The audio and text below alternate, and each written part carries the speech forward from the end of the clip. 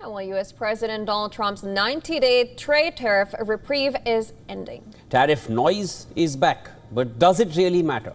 Take a look at this next report for more details. At the end of last week, Trump threatened to unilaterally ramp up tariffs on a swathe of major trading partners.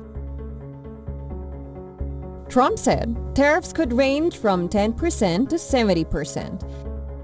Vietnam has already seen its tariffs doubled.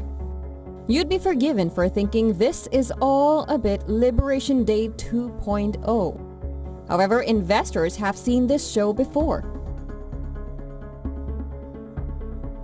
It's not the first time that the U.S. administration has upped the ante days before a deadline. Nays are 214. The motion is adopted.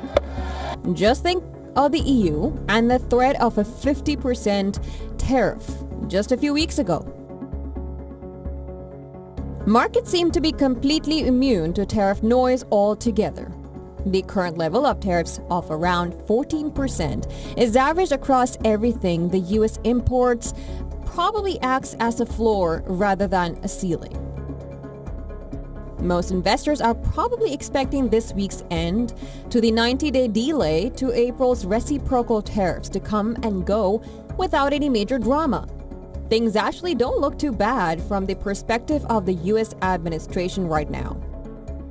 The S&P 500 is at all-time highs. The economy has largely held up, abstracting from import-related noise in the GDP figures. And inflation so far hasn't taken off in any meaningful way. Well, here's a question though. Has the economic impact of tariffs generally been less bad than just about everyone feared earlier this year? Or is everything just happening with more of a lag? When it comes to inflation, at least, a lag seems to be the case. We know from tariffs in Trump's first term that it took a good 3 months or so for the effects to show up fully in prices. At this time around, American companies saw the tariffs coming and filled every ounce of warehouse space with stock.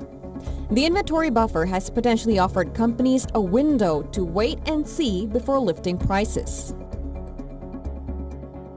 But that window won't last forever. The potential for a summer of hot inflation is rising.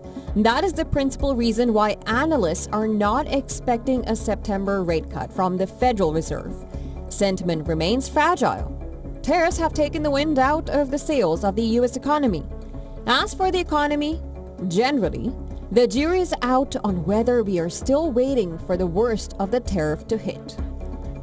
Business Bureau Report, WION World is One.